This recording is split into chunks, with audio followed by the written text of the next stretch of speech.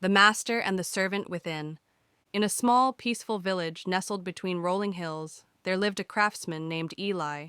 He was known far and wide for his skill with wood. His chests, tables, and carvings were not only sturdy, but seemed to breathe with life. Villagers would often say, "Eli's hands listen to the heart of the tree." Eli loved his craft. He would hum while he worked, carving gentle curves and intricate designs that told silent stories. His workshop smelled of cedar and hope. For years he lived simply and contentedly, earning just enough to live comfortably and share a little with others. But one day, a wealthy merchant from the city passed through the village. He admired Eli's work and said, "You could make a fortune in the city. Why waste your time making one chest at a time?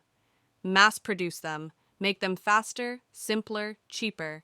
People will pay more for quantity than quality." At first, Eli laughed it off. But later that night, as he sat alone, the words took root in his mind. A fortune. The sound of it was sweet. He imagined a bigger house, fine clothes, people bowing to his success. The next morning, Eli began to change.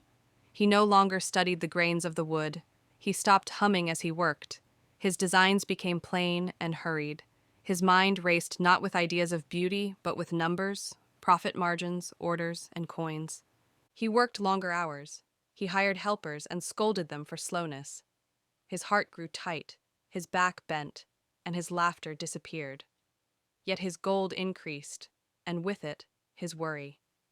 He began sleeping beside his chests of coins, afraid someone might steal them. He trusted no one, smiled at no one, and prayed no longer. One evening, as Eli locked his door, an old traveler approached. His clothes were worn, but his eyes shone bright with peace. "Might I rest by your fire?" the traveler asked. Eli hesitated but allowed him in. The old man admired the beautiful wooden chests stacked around the room. He ran his fingers over one of the older ones, an ornate piece Eli had made years before greed had hardened his touch. "This one," the traveler said softly, "was made by a man who loved his work." Then he touched a newer piece. "And this one, by a man who fears losing what he has." Eli frowned. "You speak as though I am a slave, but I've earned all this by my own hands. I answer to no one." The traveler smiled, his eyes kind. "Ah," he said, "but not all masters live in houses. Some live in hearts." Eli froze. The words struck something deep inside him. That night, he could not sleep. He listened to the coins clinking softly in their chest and felt nothing but emptiness.